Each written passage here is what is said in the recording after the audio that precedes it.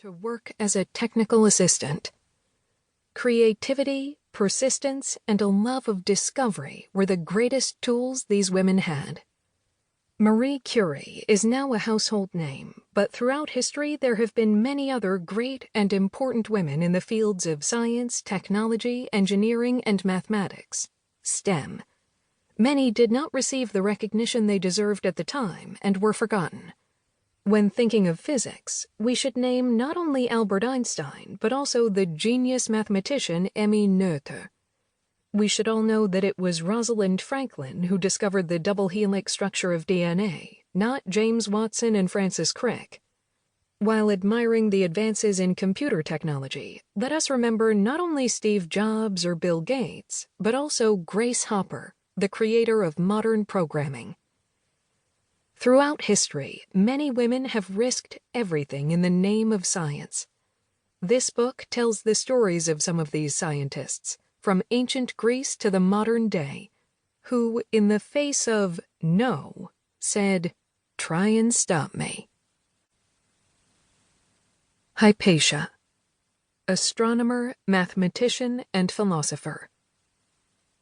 In speech articulate and logical, in her actions prudent and public-spirited, the city gave her suitable welcome and accorded her special respect. The Suda Lexicon.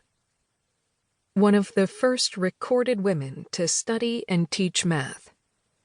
An expert in philosophy, astronomy, and mathematics. Has become a symbol for enlightenment and feminism. Her father was one of the last members of the Library of Alexandria. Invented a new version of the hydrometer. She is depicted in Raphael's famous painting, The School of Athens. Is cited in an ancient encyclopedia called the Suda. Was known as the Egyptian wise woman. The Library of Alexandria endured wars and revolts. It was destroyed in 391 CE when the Roman Empire outlawed paganism. Worked with her father on theories about the solar system. Made public speeches about Plato and Aristotle. Throughout history, there have been many female teachers and scholars, and Hypatia was one of the earliest recorded female mathematicians. Her accomplishments in life inspired many, but her death turned her into a legend.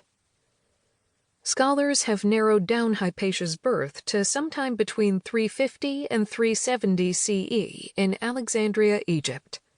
Her father, Theon, was a well-known scholar.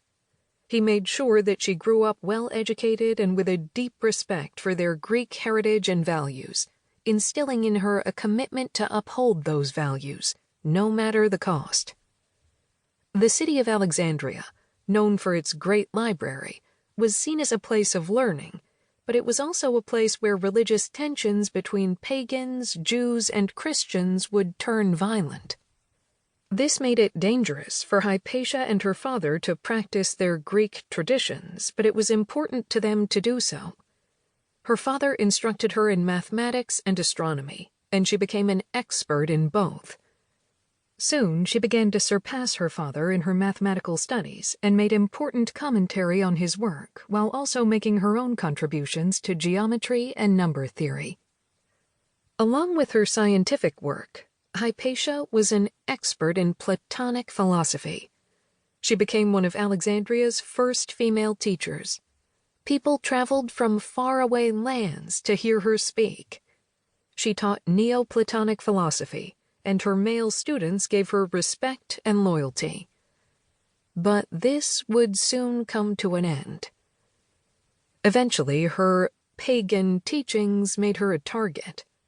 The brewing religious tensions in the area turned violent. She was killed around 415 CE by a mob of extremist Christians. Although her death was a tragedy, her life has become a symbol for education in the face of ignorance.